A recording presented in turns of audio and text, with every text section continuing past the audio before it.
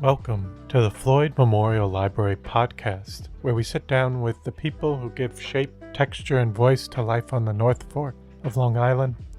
Some are rooted here by generations, others arrive by chance or choice, but all carry with them a piece of the story. We talk about what's changing, what's worth holding on to, and the currents of history, both quiet and loud, that run through this place. I'm your host, Christopher Bianchi, and for episode 119, we sit down with Mark Torres, author, attorney, historian, and labor advocate. His writing confronts some of the more difficult corners of American history, from the exploitation of migrant workers on Long Island to the chilling legacy of eugenics movement centered at Cold Spring Harbor Laboratory. Through both nonfiction and fiction, Mark brings a sense of justice and narrative clarity to stories that might otherwise be forgotten. We'll talk about how his legal career intersects with his writing, the challenges of telling hard truths, and what continues to draw him to the histories that shape our communities, past and present. So I hope you enjoy episode 119 with Mark Torres. This episode was recorded April 22nd, 2025.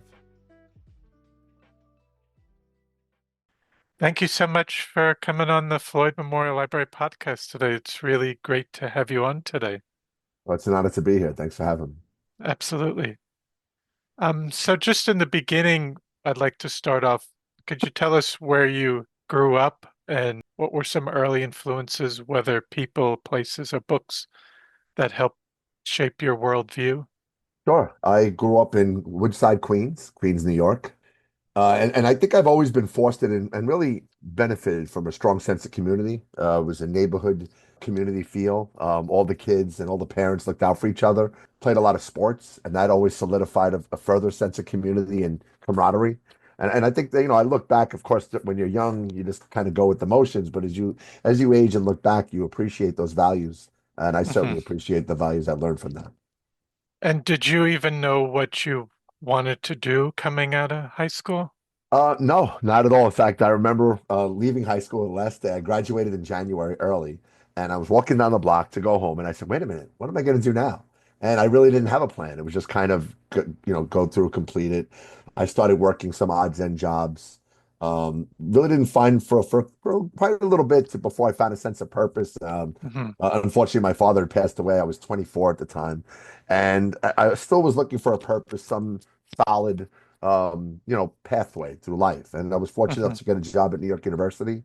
I started as a helper in the air conditioning department and kind of worked my way through the ranks. And the benefit there is I was able to get some free college and then kind of pursue an academic path during, the jobs I was holding. So it was really a beneficial time. Everything tied together nicely. Nice.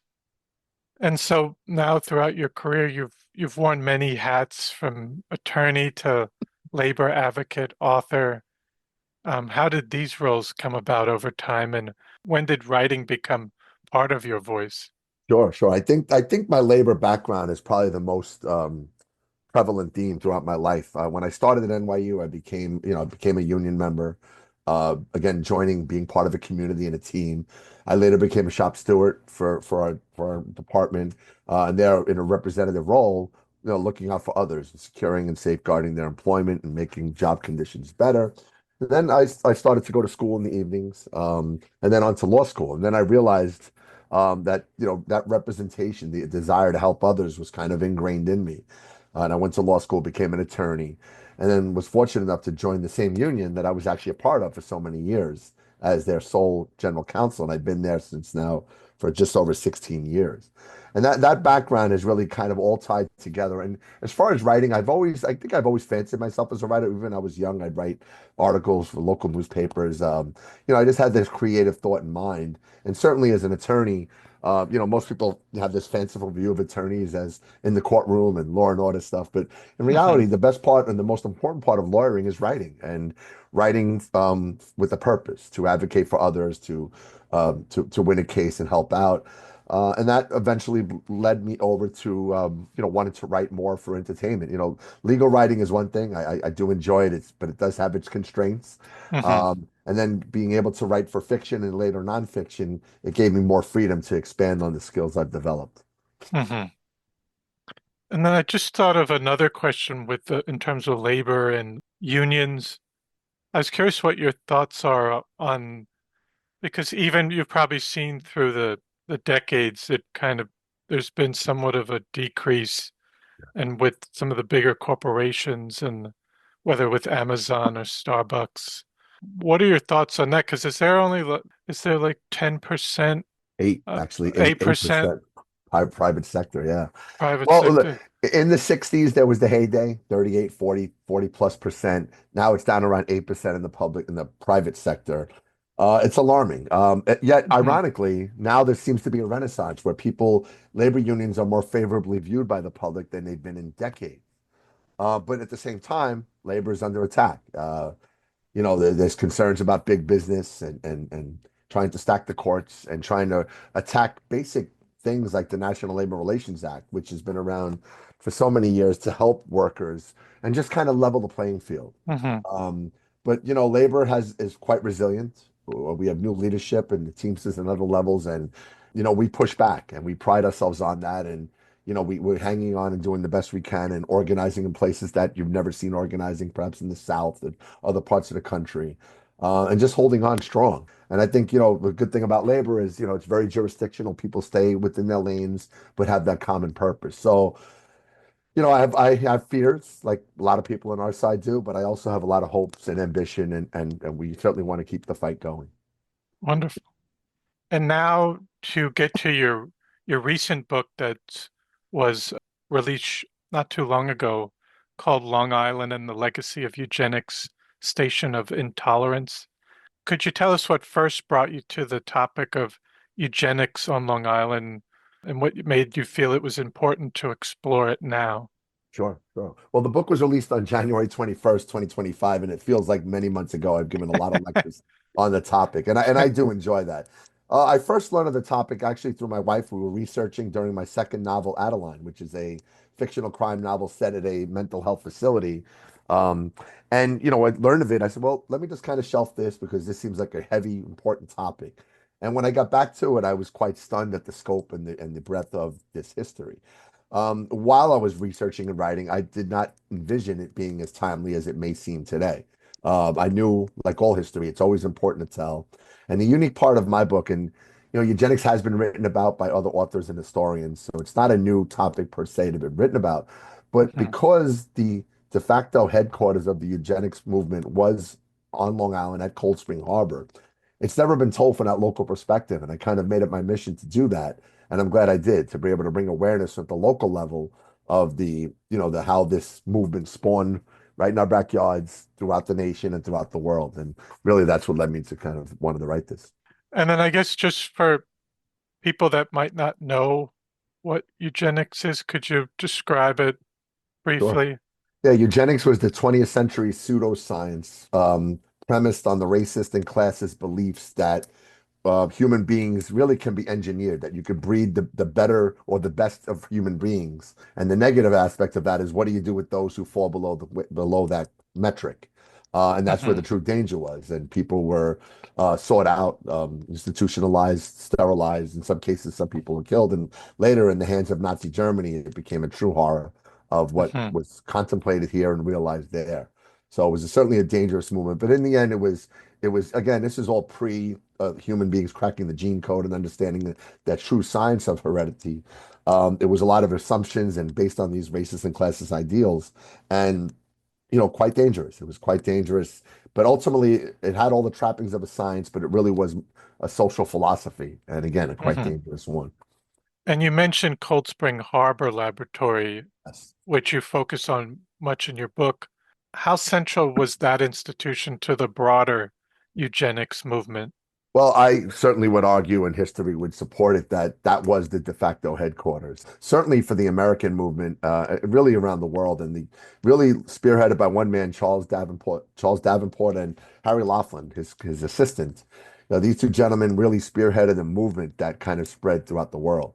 Hmm. Davenport brought this scientific background to bear. Harry Laughlin was more of the evangelical type mouthpiece of the movement. And together they spawned a movement that really spread again throughout. And the Eugenics Record Office, which was in existence for just under 30 years at Cold Spring Harbor, really was the hub of the facility. And it really served as a data collection facility, right? You think of today's times, we have computers and laptops and flash drives and even pre CD-ROMs and all that. They had all these index cards and pamphlets and memorabilia and things they collected to help not only build the science, but amplify its movement. And the thing about eugenics was that it really influenced national policy from marriage restriction laws to mass sterilization laws and so forth. And again, it even influenced Congress and anti-immigration movement to really shut down the borders from Europe down to 3% in 1924. All of that was premised, Congress was easily swayed by the eugenic materials and promotions that were presented to again affect that policy. And in terms of even when you were doing your research, were there any stories or discoveries during your time researching for the book, documents or individuals that shocked or deeply moved you? Oh, certainly. Well, even at the surface, my first thought was I didn't quite know what to expect in my initial research. I made an appointment with Cold Spring Harbor Laboratory and Archives. I admittedly was kind of fearful. I said, "What's going to happen here? Who am I going to meet?" And when I got there, they were wonderful, collegial, very helpful, and a lot of records. I also visited the American Philosophical Society in Philadelphia and a lot of online databases that really helped me shape my research. But ultimately, as I researched, wrote it, and now present it, really, I can think of two things that really are truly shocking. One is, and I think the tendency that people have, and certainly I did when I first started, was to think that eugenics was kind of this fringe quackery type movement. That was not the case. Eugenics was, as I call it, the rage of the age. It was really part of the American fabric. It was taught in over 300 colleges in the United States. It was supported by every president from Roosevelt to Hoover. It was on commercials and popular culture and movies and books. You couldn't escape it. Eugenics was that phenomenal and widely embraced throughout the country and eventually the world. The other was the international inspiration. People have the false tendency to think that Nazi Germany inspired the Americans. It's completely opposite. The American eugenic program occurred well before the Nazi Germany, the Third Reich, came to power. In fact, Hitler was greatly inspired by the American program. But it wasn't just that. In 1929, Charles Davenport led a delegation of eugenicists from around the world. And they met in Italy, in Rome, Italy, under Mussolini controlled Italy. And they had this big agenda to create a world atlas, a map of all the people in each countries that they called defectives. And they wanted to isolate them, target them, and then subject them to elimination.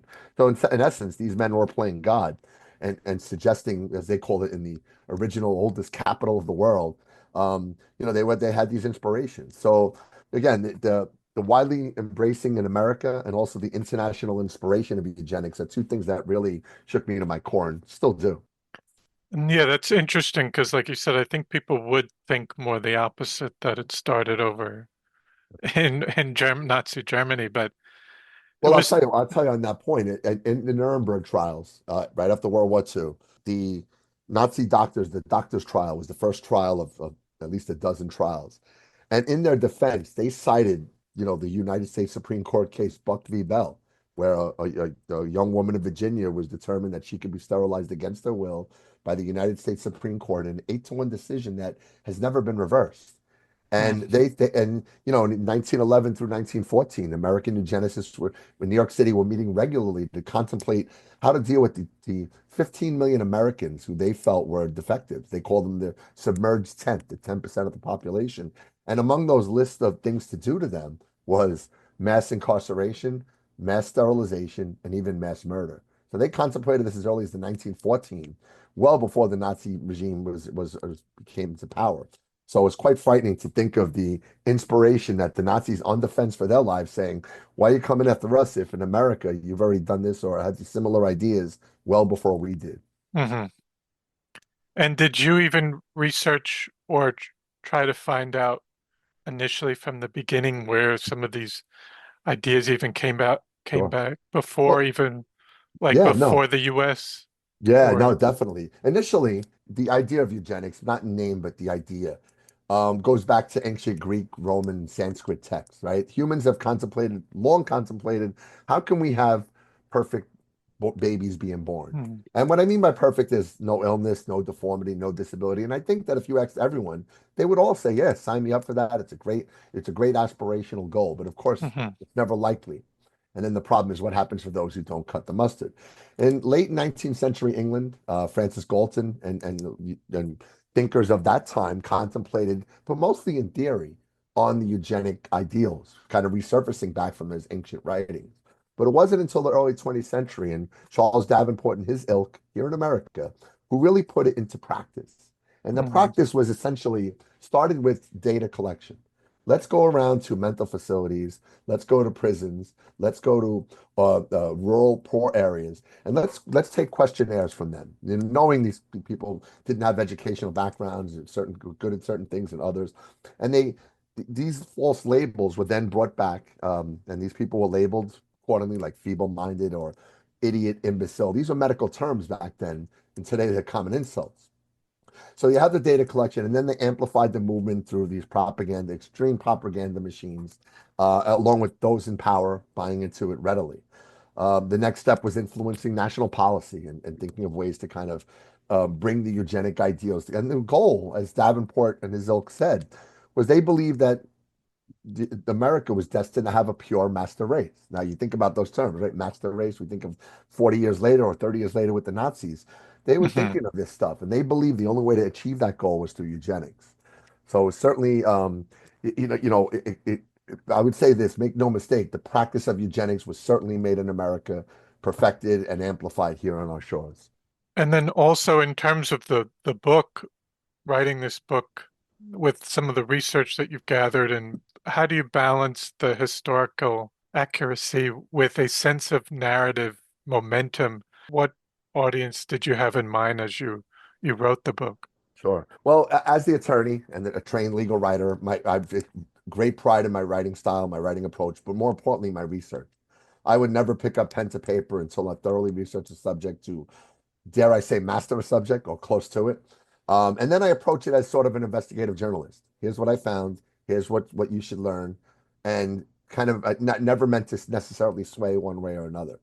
As far as the audience I envisioned was really to everyone, right? My goal of all my work is to teach, and that could mean libraries, historical societies, universities, Hmm. law students and lawyers, anyone of any advocate, whatever their profession is and goal in life. I approach that as I'm writing it. The historical accuracy is unmatched. I certainly take no shortcuts or take any. It's well researched and well cited. And as far as narrative momentum, it was a challenge, I'll tell you, because it's not necessarily in chronological order. The way the book was written was first to explain what is eugenics. Here are the seeds of this pseudoscience slash social philosophy. And then it goes into the practice of eugenics. What did they do? We know what they thought of, but what did they do? And sharing with the reader, again, fully researched on what the practices were, where they went, all the places they engaged. And then towards the latter part of the book, the legacy of eugenics, including the downfall and the complete debunking of this as a false science, and how it all came to a close.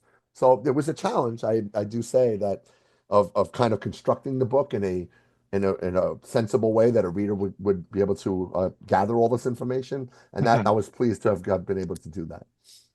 And then like you mentioned some of the language, but the phrases like fitness, purity, and desirability once cloaked the pseudosciences in respectability. Do you think our culture today still struggles with how language can be weaponized in Sure, yeah. service of exclusion? Sadly, I do. The thing about eugenics, and it had the amazing ability to kind of run in tandem, but yet on its own with other movements of the time. Now, remember, this was billed as cutting edge science. So any movement, birth control movement, vision, anti-immigration would certainly cling to eugenics as to justify their movements, their motives, and what they wanted to accomplish. Eugenicists would also cling to those to get more notoriety and build along the way. So they kind of ran parallel and in tandem. Now that we know eugenics is a pseudoscience and not real, but the dangers of the social philosophy have never went away.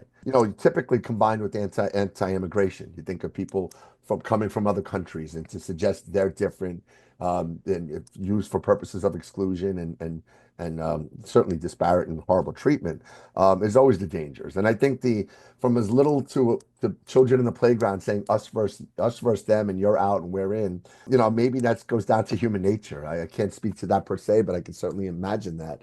But I think when you combine this kind of rhetoric and this kind of philosophy, and bigotry and hatred and classism and racism, and you look to add it to a topic, say, in anti-immigration, it certainly fuels itself to kind of run its course.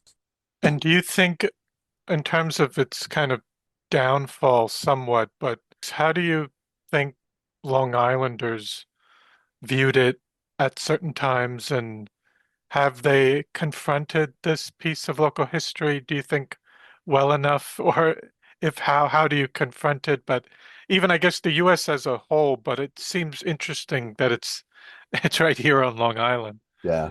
I think I've given, already a dozen or so lectures on this, and it's met each time with gasps and shock Hmm. and horror. And I think that it tells me that's the reason why we have to, as historians, we have to share history. Hmm. It would be great if we could write about the good stuff and share the positives and all this information, but we can't shy from the negatives. We can't shy from something so dangerous, so worldwide, so prevalent, yet started in our backyards. And as Hmm. far as Long Island, or really any locale, right? I love Long Island. I lived here for more than a dozen years. It's not the place, it's the people. And certain people have done bad things in particular places. And if we don't write about it, if we don't learn from it, it'll happen again, or it can Hmm. continuously happen. And that even tells me it's more important to kind of carry on the legacy of sharing this history. Hmm. And do you feel, even with just today's political climate, just the book, I don't know if you planned it to come out exactly at this time, but it Yeah, seems kind of it's seems like a good time in terms of overlapping themes. yes. What do you think of today's environment in Well, relation to eugenics? yeah, when I hear certain comments from political leaders, it worries me. It's kind of a rehash from 100, 125 years ago of the history I've covered here. I could tell you a story in the book.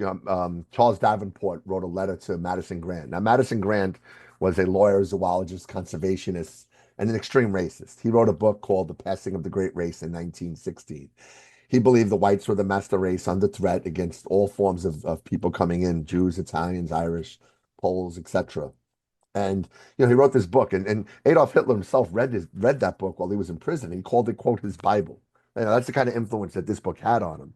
And in a letter that Davenport wrote to Grant, he wrote, this was in 1920. This is what he said: "Can we build a wall high enough around this country to keep out these cheaper races?" That was 1920. And you hear political rhetoric today about walls and about others outside. When you hear about the racehorse theory, when you hear about a lot of things that are the bad blood, good genes, bad genes, it's dangerous. And it's dangerous for the same reasons, because although it's not couched in a fake science anymore, the social philosophy is still there for those who want to believe in it. And Hmm. it's, there's always that risk. And so when I hear certain statements, and it really across a lot of political lines, it does make me very worried that we could lapse into those times again. Definitely seems like a pressing issue with that. But I wanted to switch to a previous nonfiction book that you wrote, which was exposed the difficult conditions faced by migrant laborers on Long Island. How did you decide to write about this history?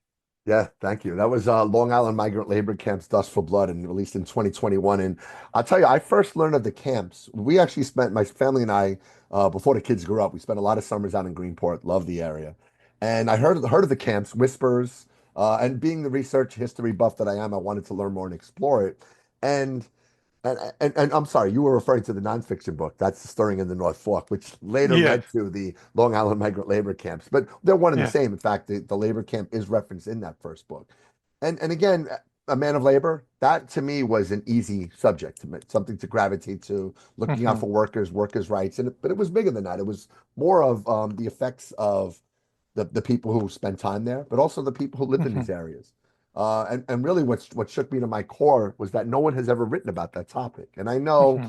obviously, it's not flattering history, and we think of the North Fork and South Fork and Long Island as these, again, beautiful places they are. But for the same reasons I couldn't let go of the prior work or my later work, is that history has to be told, and you can't shy away, but just because it's not flattering. Hmm. We should embrace it, learn from it, and move on from it so that we don't repeat it. So really, that's what led to the idea. And that book, A Stirring in the North Fork, was my first novel. That was Hmm. my foray into fiction writing as an attorney who wanted to have some freedom to write. And eventually led to the Long Island migrant labor camps, Dust for Blood, which is a nonfiction deep dive, comprehensive into the camps that dominated the region throughout the 20th century. And I'll tell you, even in 1958, there were 134 labor camps in Suffolk County alone, which Wow. people, and those were registered. So likely others that may not have been around. And again, it wasn't just about the camps and the deplorable conditions they were in. It was about the psychological impacts of those who stayed, the effects on the first responders, the police, the law enforcement, the fire from the constant fires, the firemen and the hospital workers who had to deal with the many calamities from these camps that really shook everyone to the core. So, I'm quite proud of that work in the sense, again, that it's the only book to cover that history in that geographical area. And were all those labor camps throughout Suffolk County, were most of them on the North Fork or they were spread out? They were spread out. Many majority of them were on the North Fork. There were on the South Fork as well as more west. Riverhead had plenty of camps, and they were more clustered camps. But certainly the North Fork and Cutchogue, and the South Fork and Bridgehampton, throughout the area. In that book, there's an index of well over 100 camps that are identified by name and general location. And again, when I learned of this, my first goal was, all right, is there any camps left? Could I see any of these structures? There is one in Riverhead. It's a cinder block building standing up. But really, by and large, the era was gone. And what I wanted to do was kind of reconstruct that era, subconsciously, so that the reader can imagine what it was like at that time, and really, tell that history as it was reported.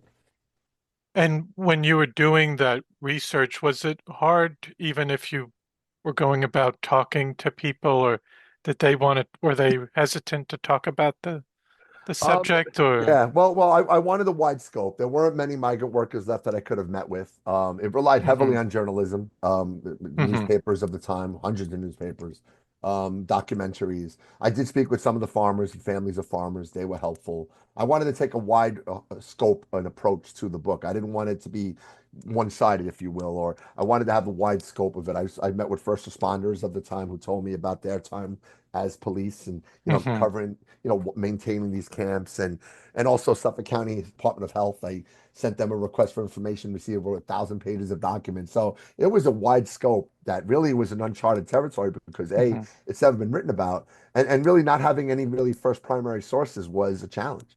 So Hmm. thankfully, the solid reporting of the time was a great help. Hmm. And I was curious when, because you mentioned you were coming out, but when did you first come out to the North Fork? Oh wow.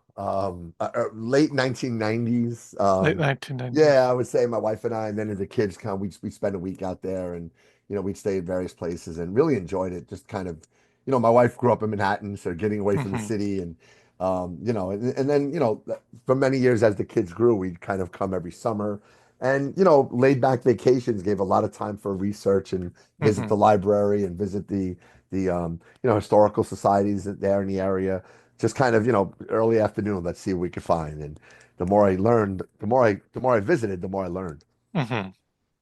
And then just to go back a bit, you mentioned your debut novels, Stirring in the North Fork, which blends crime fiction with real places. How did the North Fork Yeah. become that first choice for the setting Sure. It of was the? it was almost it was a fictional book, but it was largely somewhat of an autobiography of Hmm. myself. as an attorney growing up and kind of the things I've done, but telling it in a fictionalized story. And where better to tell than a place you've loved, that you place you go so often. And the North Fork with its, obviously the beauty and mystique, and also some mystery if you really look for it. Hmm. And I think it was the perfect kind of setting, for the fictional crime place that it happened. In that case, it was kind of easy. It was kind of enjoyable, kind of just visiting my thoughts and memories of the area. Hmm. And just looking at your work from nonfiction to fiction and even your children's book, you return to themes of justice, dignity, and the lives of the working class. What continues to drive that mission for you as a storyteller? Yeah, I always strive for stories that cry for justice, undertold or not, certainly never told or not told enough. I realize now that my space has always should have been or wanted to be, it was in nonfiction. I believe that as much as I enjoy the fiction, the storytelling, I've kind of found a niche in telling a story through real history. And when I say telling a story, I say that carefully because it's not embellishing or adding anything other than the facts and the reporting, if you will. I approach it as an investigative journalist. I thoroughly research this topic and I kind of master it to the extent I can and then relay it back to the reader in a way that they can understand it and also hopefully inspire them to learn. One of the things I've enjoyed about many of my lectures is the questions I receive and the comments, even the personal stories and anecdotes.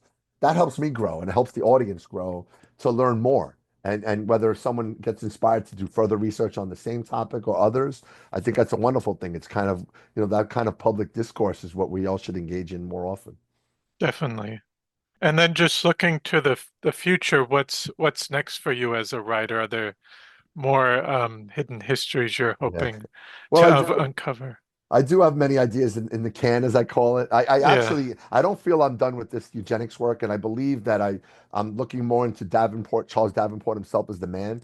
I certainly, if anyone has visited or visits any of my lectures and hear the presentation I give on this, I certainly see it as ripe for a film, a cinema, Hmm. uh, Netflix programming. I think of Oppenheimer, this conflicted scientist creating the atom bomb, where similarly you have Davenport, a scientist with his own issues, embarking on this eugenic crusade that really, caused so much turmoil throughout the world.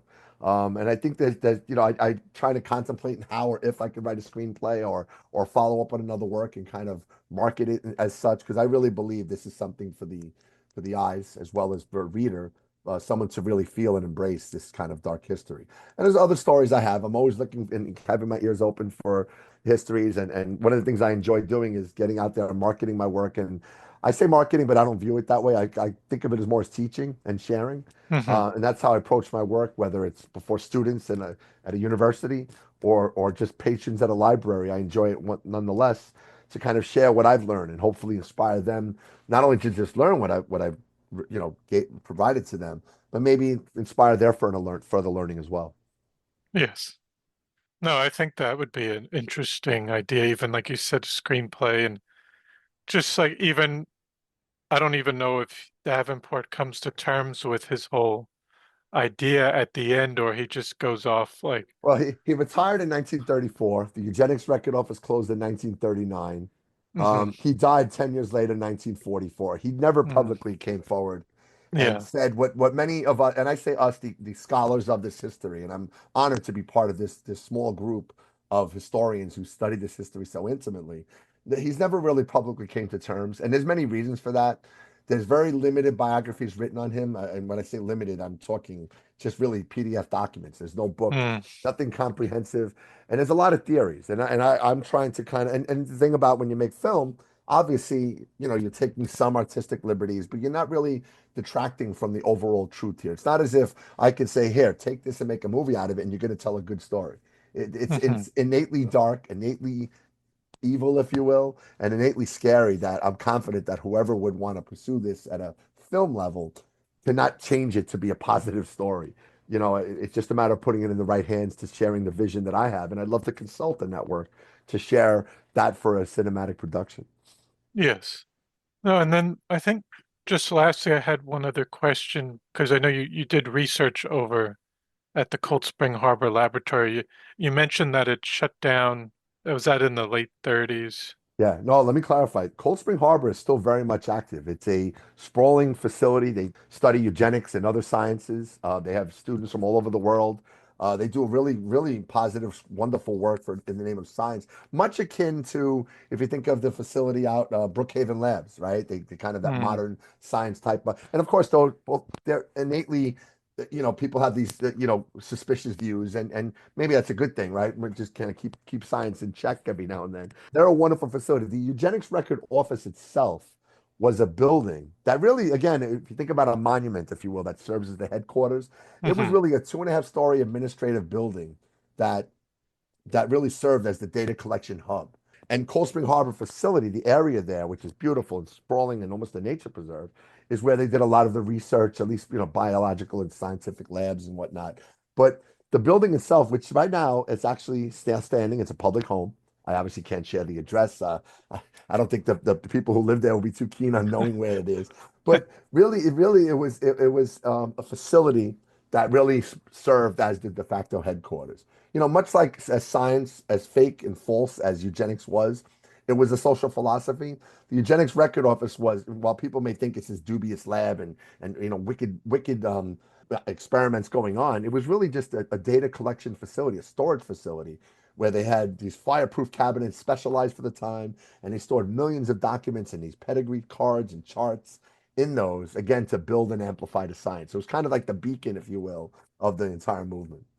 Yeah, because I wasn't sure and I hadn't been over there. Yeah, it's still there, Uh, and beautiful lab, beautiful facility, and modern science being studied there. And mhm. I credit their work there certainly.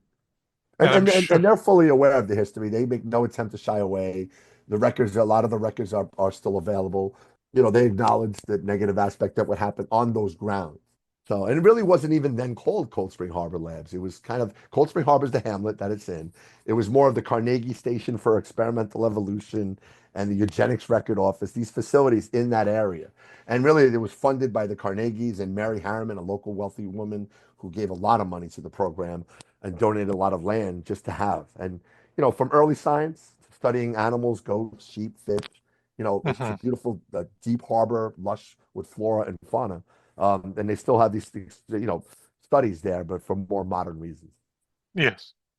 No, and then just lastly, I asked people if there was any last minute things they wanted to say or discuss that we haven't talked about.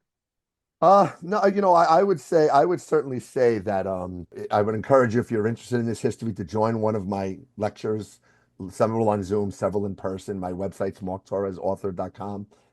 It has a lot of the updated events, or just looking at the book. And I think the more prevalency in modern times we hear of this stuff, the more important it is we look back and really understand, this history. And it is. I wish it was a better outcome. I wish it wasn't as timely or feel as timely as it does now. It was Hmm. certainly wasn't by design. I could not have known, but here we are. And again, even more reason why it's important to kind of understand where we were 100, 125 years ago to where we are today. Yes. And no, I wanted to say we also have a copy or two at the library here, so if people want to come check out the book, they're more than welcome. We have it on display on the new nonfiction shelf. Thank you for Uh, that.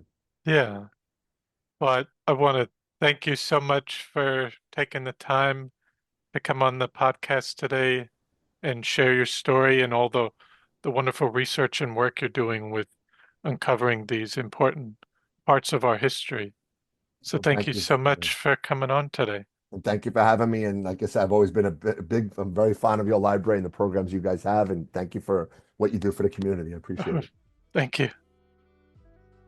So I hope you enjoyed episode 119 with Mark Torres. I want to thank you for listening to the Floyd Memorial Library podcast, and we'll see you next time.